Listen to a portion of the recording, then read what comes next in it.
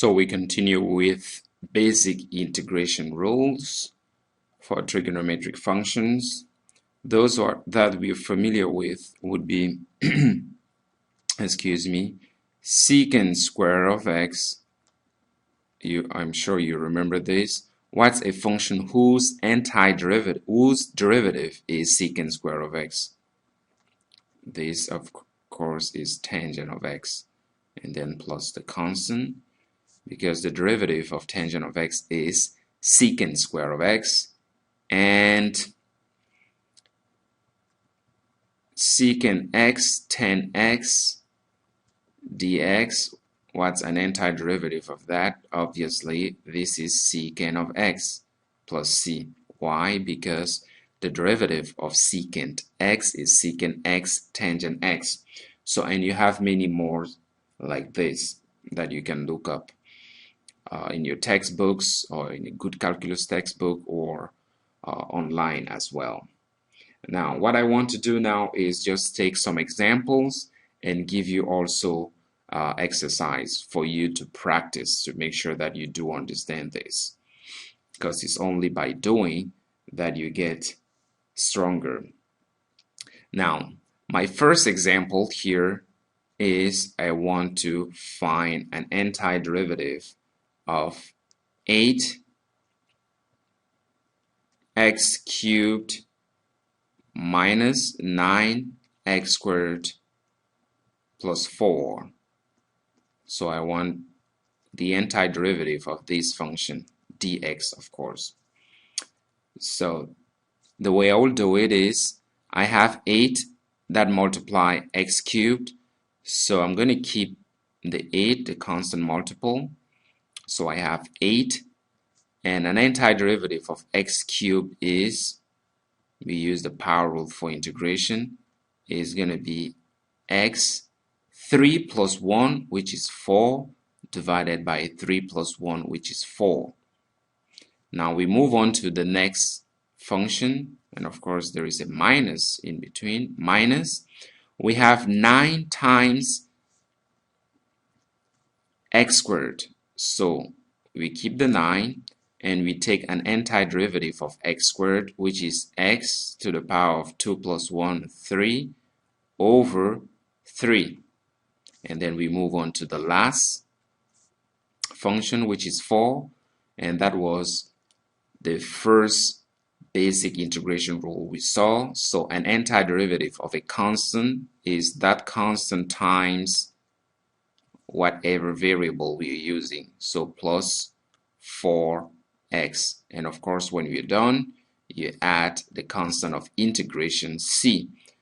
And if we can simplify, we go ahead and do so. So 8 divided by 4, that's 2x to the power of 4, minus 9 divided by 3, that's 3x to the power of 3, plus 4x plus c. So this is the answer.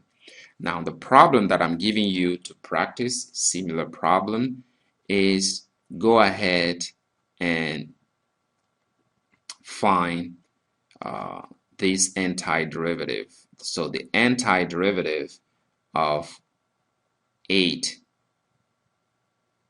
oops, that's the wrong function that I want to give you, 7x to the power of 4 minus 12x plus 9 dx.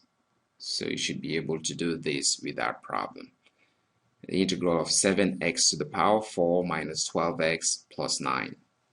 Now let's move on to the next example. The next example that I want to go over here is, let's find excuse me, the antiderivative of square root of x plus 1 over 3 square root of x. Okay, so this looks a little bit involved, but if you look closely, you will know exactly what to do. Now, obviously, here we cannot use any rule. So the main thing is we think about rewriting. How do we do that? We know the square root is x to the power of 1/2 plus 1 over 3 x to the power of 1/2. But still, on the second expression here, I still have x to the 1/2 on the denominator. So I'm going to bring it to the top so that I can use the power rule for integration. So when I do that, I have the first one is already set. So x to the 1/2 plus, now I have 1/3. Remember, the 3 remains underneath, that means on the denominator. But then I have x to which power? Negative 1/2, because you bring it to the top, so the sign of the exponent changes. Now we are set, so we can use the power rule for integration. The first one here, we only have x to the 1/2, so the antiderivative is x to the 1/2 plus 1 divided by 1/2 plus 1. And the second one is I keep the 1/3 because it's just a constant that multiplies the function, and it multiplies this function whose antiderivative is negative 1/3, oops, not 1/3, 1/2 plus 1 divided by negative 1/2 plus 1, and obviously plus c. But make sure that you simplify using your algebraic skills. So this is equal to x to the 3/2 over 3/2 plus 1/3 x to the 1/2 over 1/2 plus c. And finally, you get 2/3 x to the 3/2 plus, now you have here also you will have 2/3. That's just a coincidence, so it's not going to be 2/3 and 2/3 all the time. And then x to the power of 1/2 plus c. So this is the answer here. Okay. Now the problem, a similar problem I want to give you would be, so B, find an antiderivative of cube root of x. So now it's cube root of x minus 1 over cube root of x dx. So if you follow exactly the pattern and the steps that we just went through, you should be able to solve this antiderivative without a problem. Now the next one I want to show you guys is, let's say you are given this function and you want to find an antiderivative of that function. So x minus 1 and then 2x plus 3 dx. Of course, one mistake that you should not make here is take the antiderivative of this minus the antiderivative of 1 and so on and so forth. No, don't do that.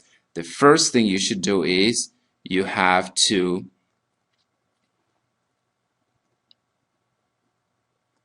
rewrite by expanding.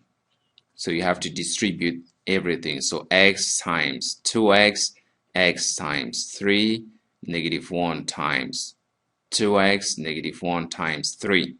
So you have to work that out. So let's go ahead and do that. X times 2, that's 2x squared. X times 3 plus 3x, negative 1 times 2x is negative 2x, negative 1 times 3 is negative 3, and of course you can simplify, so you get 2x squared plus x minus 3. So basically they're asking us to find an antiderivative of 2x squared plus x minus 3 dx. So how do we do that? We know exactly what to do. What's an antiderivative of 2x squared is 2x cubed over 3. What's an antiderivative of x? And the catch for x here is x to the first power. So it should be x, it should be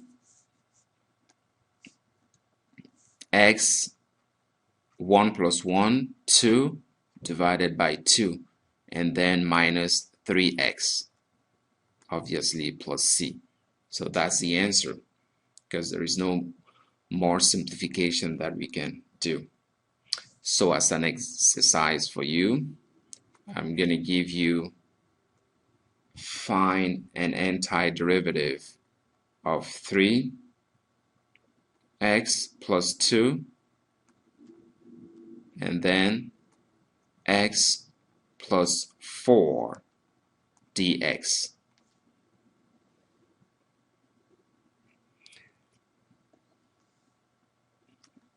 Now I'm going to give you a very simple one. A simple one would be to go over this exercise here.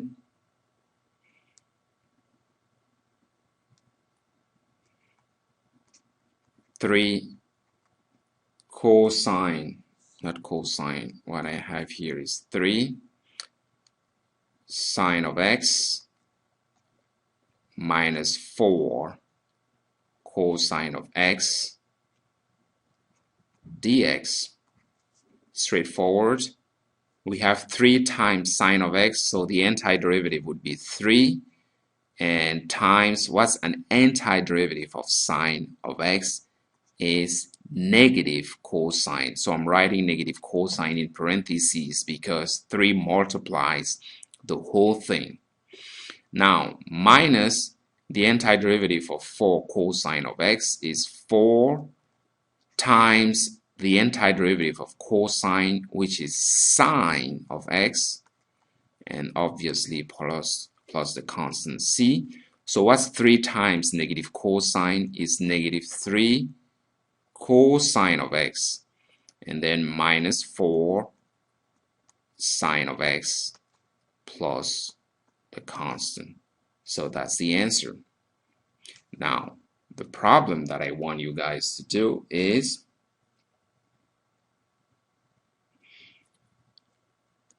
to find an antiderivative of 7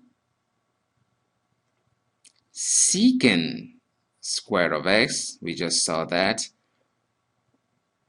plus 3